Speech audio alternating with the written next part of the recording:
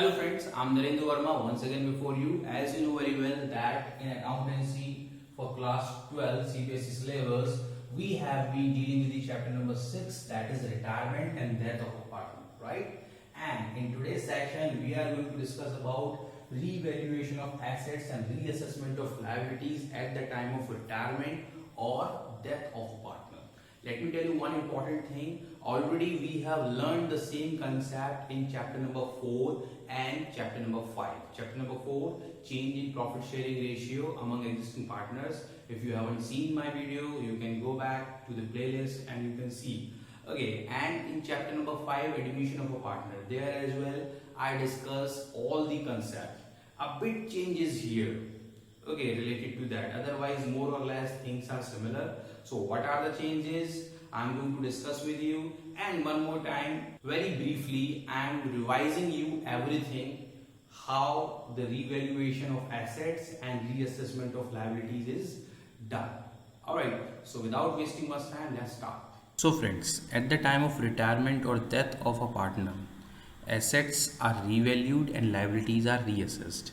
This is done as it is done at the time of change in profit sharing ratio as well as at the time of admission of a partner. Similarly, profit or loss arising from it is credited or debited to all partners' capital account. That is what the important point here. Okay, we need to understand that here all partners' capital account will be debited or credited, including retiring as well as deceased partner.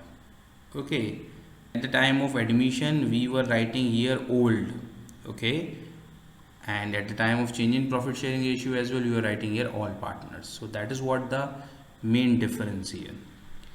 And we already know what is the reason for revaluation of assets and reassessment of liabilities, because the partner who is retiring or who has died, okay, he was also the part of the business, okay, and he also had right on assets and liabilities till the date of his retirement or death, right?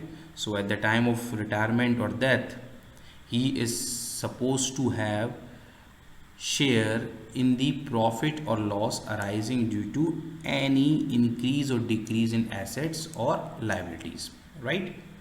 So therefore it should be shared by the all partners including retiring deceased partners in old profit sharing ratio. Understood the point? Now let's move on. See, the partners may decide, there are two options. One, they can decide to record revised or changed values of assets and liabilities in the books. That is what by default, okay. Or they may decide not to record values of assets and liabilities in the books of the firm. But in this case, it will be specifically mentioned in the question, right? But in this case, it will not be necessarily mentioned. This is a kind of by default situation. Okay, so we'll do that in all situation whether the question mentions it or not. Okay, but this will be done only when the question mentions it. Fine. So what is done here? In first case, revaluation of assets and reassessment of liabilities are done, and it is recorded in one account which is known as revaluation account, or we know it by the name of profit and loss adjustment account. Okay, but here one different account is prepared, that is what? Memorandum revaluation account. Okay, what is the difference here? We'll understand it. When partners decide to record revised values of assets and liabilities in the books of the firm, means by default situation. So as I told you that revaluation account will be prepared.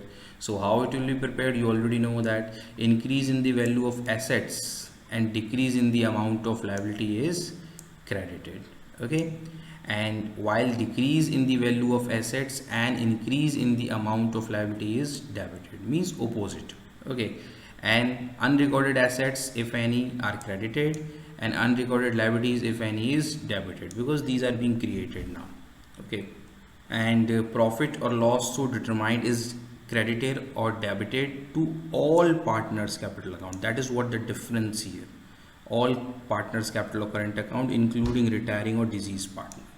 That is what the difference in comparison to admission of a partner. Here it was written old partners at the time of admission, but at the time of retirement we include all the partners, right? And remember, this all is written related to ledger because revaluation account is a ledger.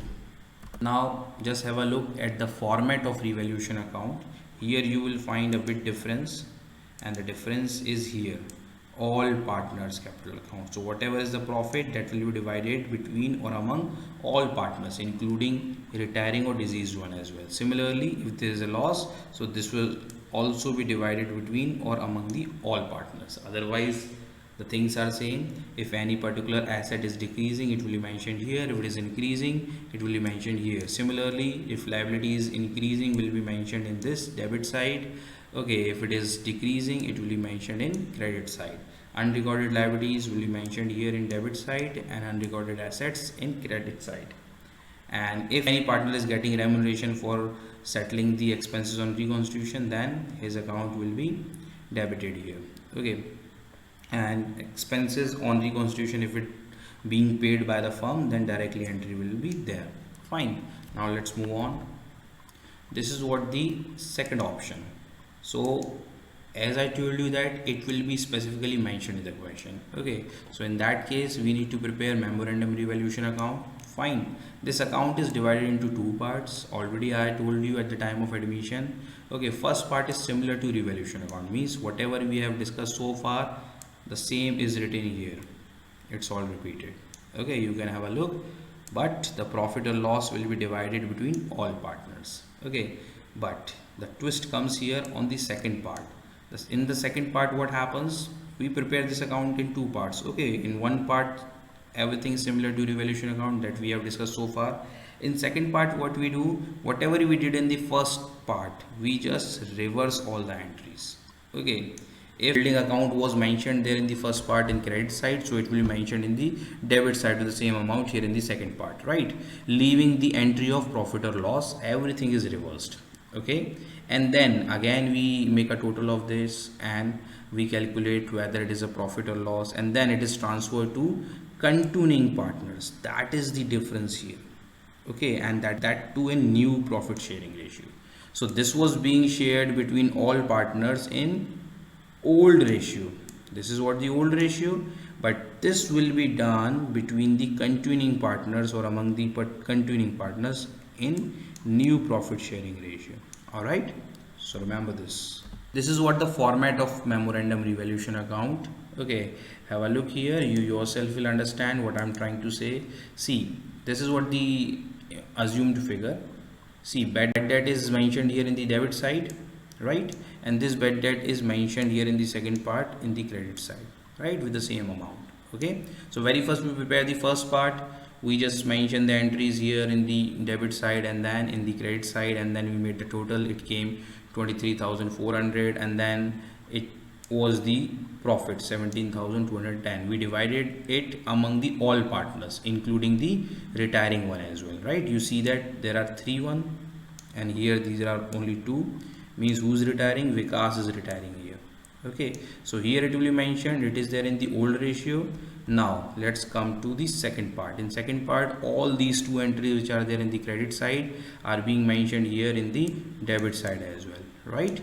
And similarly all these entries have been transferred here in the credit side, leaving this entry. Okay, because here it was profit, now here it will be loss. Okay, here it was being divided among the all partners including retiring one, and here it will be divided between only the continuing partners in the new profit sharing ratio. Amount is same, here it differed. Understood the point?